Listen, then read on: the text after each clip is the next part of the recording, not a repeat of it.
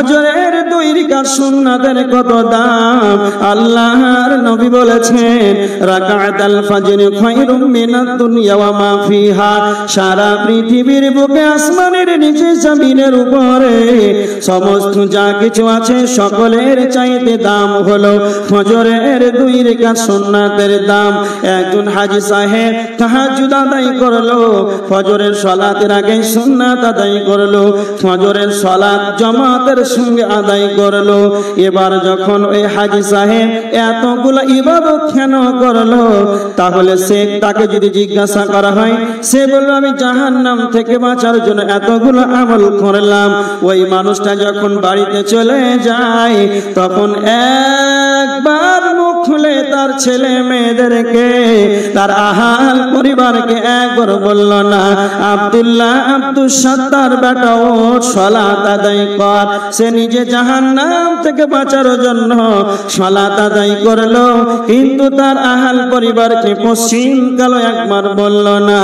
এটা কোনোদিন মুমিনের আলামত হতে পারে না, এটা মুমিনের কোনোদিন বৈশিষ্ট্য হতে পারে না। কেন কেন কেন?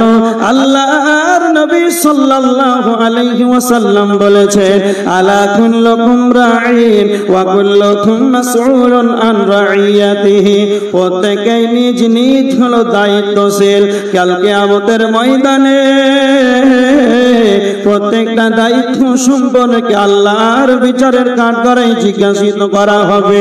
তারপরে নবীজি বলেছেন আর রাজুলু রাইন ফি আহলিহি ওয়া হুয়া মাসউলুন আন রাইয়াতিহি। আপনি আপনার পরিবারের আপনি হলেন পুরুষ, হলো অভিভাবক। ধরেন আপনার 3টা মেয়ে আছে, 3টা ছেলে আছে, হলো 6 জন। আপনার একটা স্ত্রী রয়েছে হলো 7 জন। এই 7 জন আপনার অধীনস্থ রয়েছে। আপনার এই অধীনস্থ সম্পর্কে কাল কিয়ামতের ময়দানে জিজ্ঞাসা করা হবে।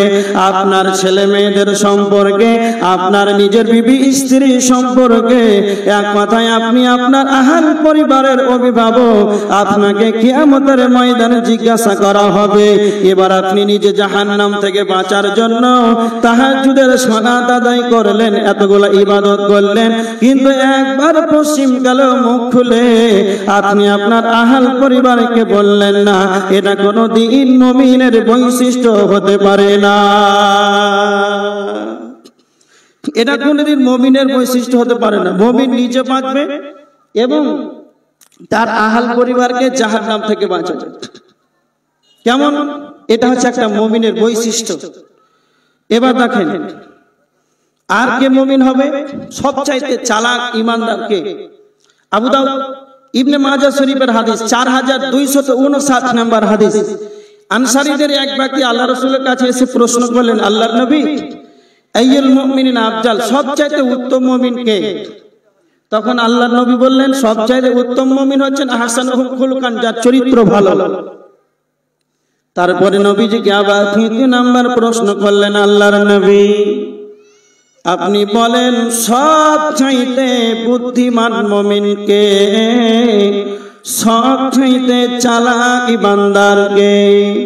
তখন আল্লাহর নবী বললেন আকসারুহুম লিল মাউতি যিকরা, যে ব্যক্তি সর্বদা, যে ব্যক্তি বেশি বেশি করে মওতটাকে স্মরণ করে, সেই ব্যক্তি হলো সবচাইতে চালাক।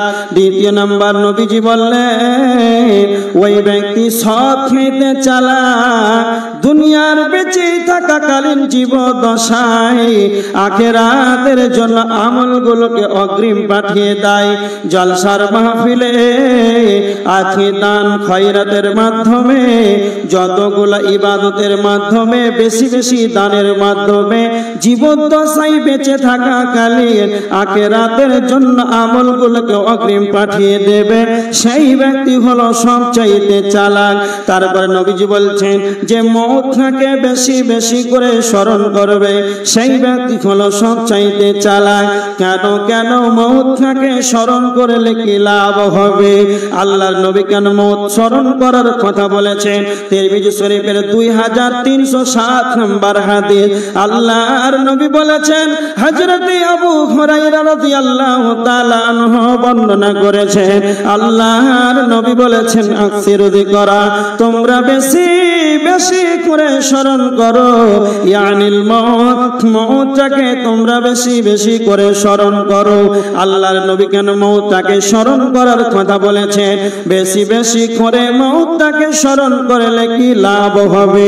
আল্লাহর নবী হাদিসের শেষ অংশে বলেছেন, হাদিমিল লাযযাত, মওত এমন একটা সাবজেক্ট, মওত এমন একটা বস্তু যা আপনি বেশি বেশি করে স্মরণ করলে পৃথিবীর যত চাকচিক্যন ঐশ্বর্যবাণী মজা, এক কথায় পৃথিবীর যতগুলো স্বাদ আছে, দুনিয়ার যতগুলো মজা আছে, সমস্ত মজাকে ধ্বংস করে দেয়।